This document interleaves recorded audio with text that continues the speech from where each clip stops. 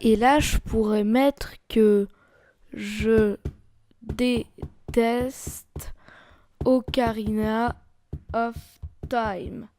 On pourrait dire que je fais ça pour me donner un genre. Hein?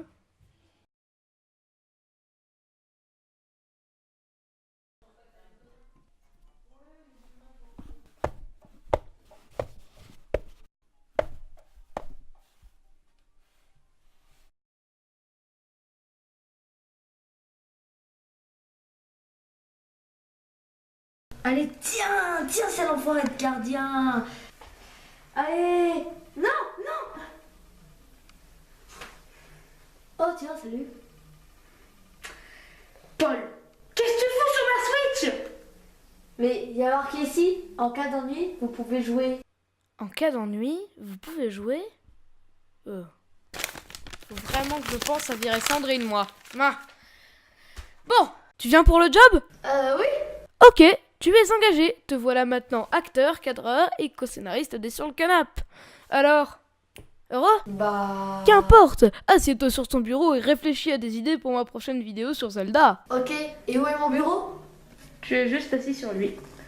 Mais, c'est ton lit. On s'en fout, boss.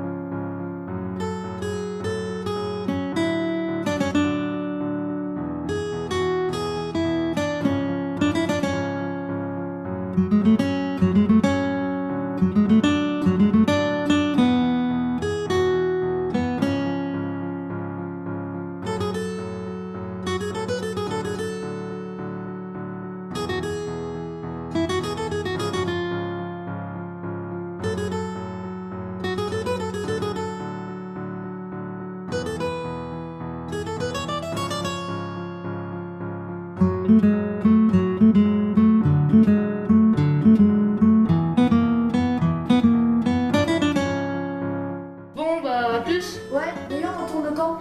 Demain, normalement. Ah, ok.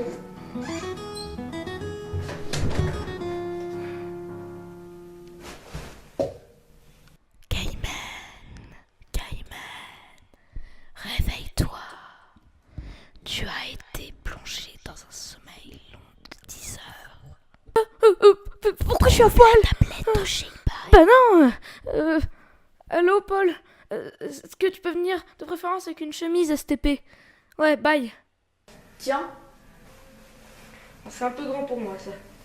Mais pourquoi c'est à moi que ça arrive? Bah, tu dois être bloqué dans un schéma narratif de BOTW. Ah oui, là, c'est juste à côté, là, c'est normal. Attends. Tu veux dire que pour avoir des fringues, je vais devoir sortir dehors et faire des quêtes super longues? Oui. Et tu aussi, tu vas devoir parcourir des kilomètres, hein. Mais t'es malade! Il fait -5 dehors! On est en février, je te rappelle! Et alors? Bon, bah, attends. Bon, au pire, tu perdras de la vie, hein. Mais comment ça? Bah, vu qu'il fait froid, il manque une épaisseur. Ah oui, c'est vrai. Ah,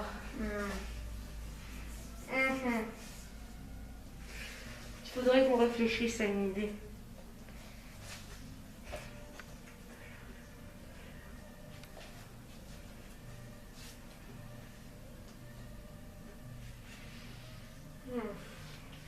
Tu m'as demandé par télépathie si je l'avais fait, si j'avais cherché dans mes affaires. Bah oui, j'ai cherché dans mes affaires. Tu veux voir? Regarde. Pardon. pardon. Excuse-moi.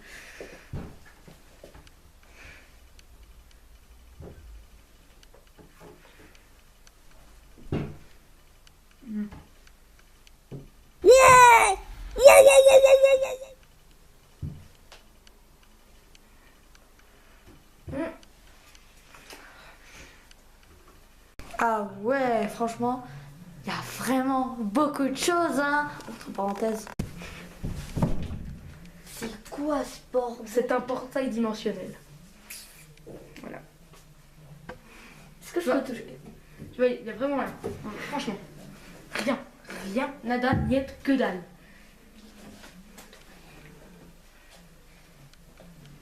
Bah, on va tourner. Ah oui, oui, oui, on va tourner la vidéo, bien sûr, bien sûr. Allez. Comme ça. Allez.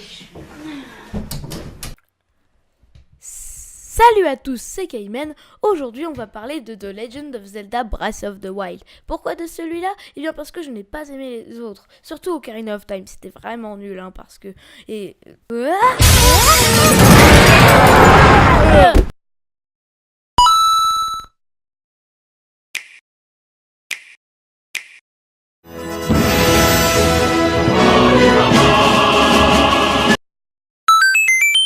Salut à tous, c'est Cayman qui est obligé de tourner à moitié à poil et dehors. Vous connaissez la fantasy? Ouais. Pas grave, je vais vous expliquer quand même. Zut, encore un monologue. La fantasy est un genre populaire prenant souvent place dans un monde médiéval ou celtique. Prenons l'exemple du Seigneur des Anneaux de J.R.R. Tolkien. L'intrigue prend place en Terre du Milieu, un endroit plutôt centriste, où des gentils pecnos appelés hobbits. Mais on s'en fout. Les gens, ils veulent voir du Zelda. Ils ont cliqué sur la vidéo pour le link sur la miniature. Pas forcément. Et puis il faut qu'en première partie de vidéo, je vous expose mes 30 étapes narratives pour écrire un scénario dit lambda, hein, avec de grosses guillemets. Et après je compterai les événements de Ocarina of Time afin de modifier mes 30 étapes pour créer l'œuvre de fantasy lambda. Mais dites aussi qu'on va bien se faire chier. Non. Quoi, non? Censure! Ah. Donc c'est parti! Salut, c'est Cayman du futur. Alors, petit message pour vous dire que pendant le montage de cette vidéo, j'ai remarqué que les fichiers où je parlais des 30 étapes narratives sont endommagés. D'ailleurs, je suis avec Paul Pour vous expliquer, les dossiers sont endommagés, du coup, un petit problème. Et du coup, en fait, on vous a mis le PDF, ou plutôt un fichier à télécharger pour si vous voulez les connaître. Mais si vous n'êtes pas un scénariste en herbe qui veut débuter, je pense que vous n'en avez pas besoin. Et au moins, ce sera déjà ça en moins de la vidéo qui commençait déjà à être plutôt longue.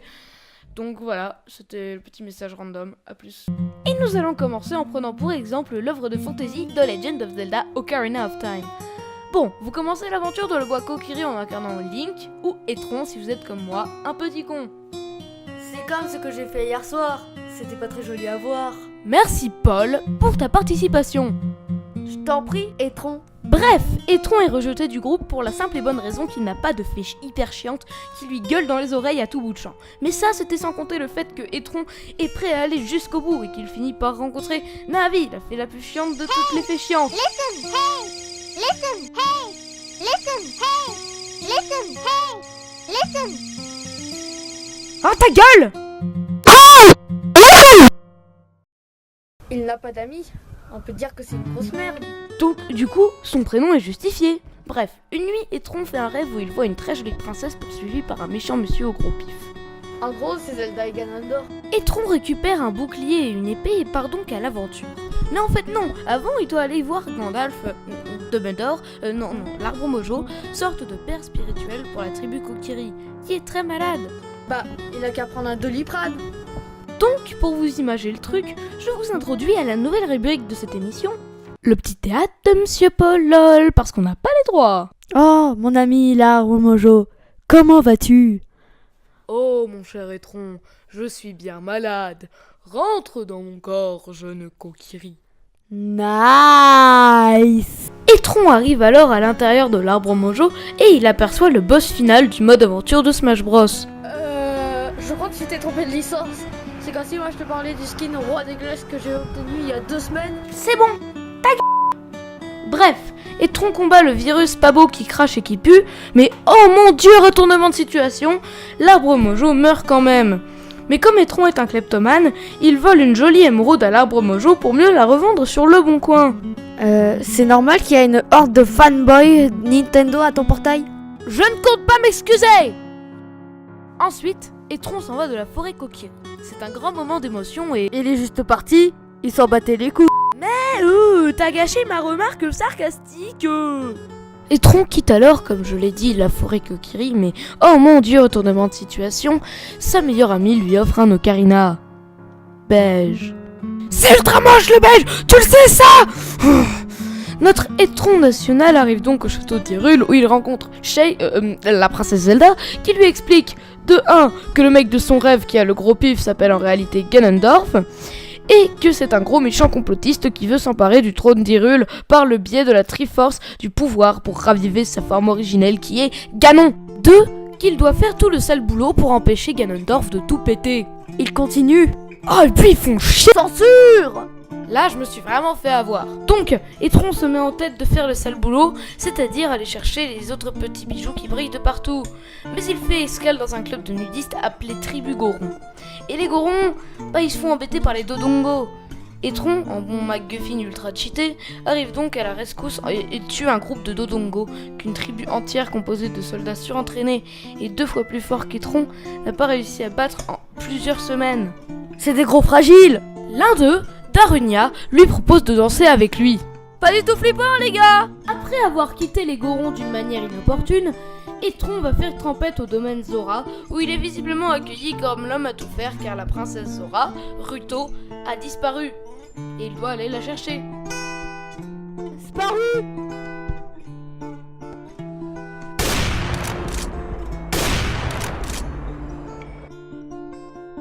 Etron trouve ensuite un message qui dit qu'elle s'est faite dévorer par le grand Jabu Jabu, surnom qu'on donne au cachalot de Pinocchio. Il se fait avaler à son tour et retrouve alors la princesse Ruto et s'en sert comme d'un objet. C'est normal? Les femmes sont des objets! Tu es horriblement misogyne. Merci! Ensuite, Ruto donne à Etron le petit bijou pour le drague. Le remercier, et ils sortent du Jabu Jabu. T'as pas dit qu'ils ont fait l'amour? D'où tu sais ça? La première fois de Link, Ocarina of Time. Oui, je regarde des vidéos. C'est quoi le problème? Rien. Mais juste après, sur le chemin du château d'Hyrule, son cauchemar se réalise. Il voit Zelda, pourchassée par le maléfique Ganondorf. Mais, avec une précision sans précédent, elle envoie l'ocarina du temps à Etron qui l'attrape dans le plus grand des calmes. Ce qui veut dire qu'il jette l'ocarina que sa BFF lui a offert et en même temps c'est pas plus mal parce que le beige, c'est quand même un peu moche. Ce qui prouve qu'Etron est un sale connard. Etron arrive donc à ses fins, comme quoi se faire maltraiter par les autres, ça paie. Il rassemble donc les 3 bijoux qui clignotent de manière à ouvrir une porte qui le mène directement au summum des MacGuffin, la Master Sword. Mais oh mon dieu, retournement de situation, et ça commence à faire beaucoup là. Ganondorf avait tout prévu et plonge alors Etron dans un long sommeil. Il se réveille 7 ans plus tard et... Mec, on a perdu 50% de l'audience parce que t'es trop lent.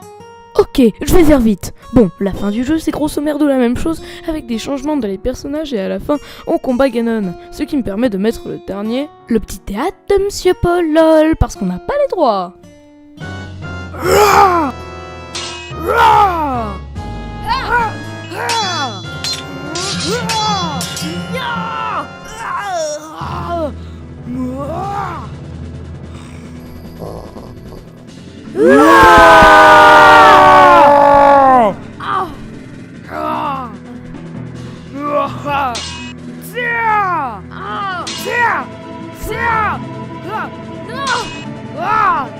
Tu vas périr, Etron. Non. C'est bien fait pour ta gueule. Je te maudis, Etron! Je tuerai de mes mains tous tes descendants! Waouh. Après ce ramassis de trucs mindfuck, j'aimerais qu'on se pose 2 minutes et qu'on parle un peu de l'aspect global du jeu. Déjà, il faut savoir que c'est un très très bon jeu et que je l'ai torché. Franchement, j'y ai passé beaucoup d'heures. J'ai fait tous les quarts de cœur, j'ai terminé tous les donjons, j'ai fait toutes les quêtes secondaires. Bref, j'adore ce jeu. Je dirais que c'est le meilleur jeu du monde, mais beaucoup de jeux en compétition pour ce titre du meilleur jeu du monde, à mes yeux. Donc, on va revenir plutôt sur les éléments du jeu. Déjà, il faut savoir que ce jeu est une bombe scénaristique. Il tente des trucs et il casse les codes du genre de la fantasy. Et pourquoi ? Avec un seul procédé narratif très simple, mais hyper bien exploité. Et ce procédé narratif, c'est le voyage dans le temps. Le voyage dans le temps est un procédé narratif sous-exploité, voire même mal vu par les plus grands cinéastes ou scénaristes de cette époque, car soit trop compliqué à l'utiliser, soit inintéressant. Car oui, il est difficile de raconter une histoire cohérente ou une histoire intéressante avec un voyage dans le temps dedans. Même si, pour moi, je trouve ça très facile, hein. Il n'y a qu'à prendre Retour vers le futur. Mais bref, là n'est pas la question. Ce que je veux dire, c'est que beaucoup de personnes ont tendance à sous-évaluer le procédé du voyage dans le temps. Que ce soit des réalisateurs très connus tels Christopher Nolan ou Robert Zemeckis. Mais je trouve ça hyper cool. Parce que ça raconte des choses. Et en effet, voir notre personnage grandir 7 ans après, ça nous déstabilise pas vraiment. Car on l'a déjà connu avant, on connaît toutes les facettes de son personnage. Et même si on revoit les personnages qu'on avait vus des années auparavant, on ne sera pas étonné de les voir, même si ils ont quand même un peu changé, hein. N'est-ce pas Zelda ? N'est-ce pas Ruto ? Hein ? Mais en soi, ce Legend of Zelda Ocarina of Time est un très très bon jeu, auquel j'ai envie de rejouer maintenant. Donc, cette vidéo est terminée. Si tu l'as aimé, tu peux... C'est qui Wow, ta gueule! Wow, ta gueule! Oh putain! Abonne-toi. Mais c'est qui recommence? Je t'ai dit de la fermer!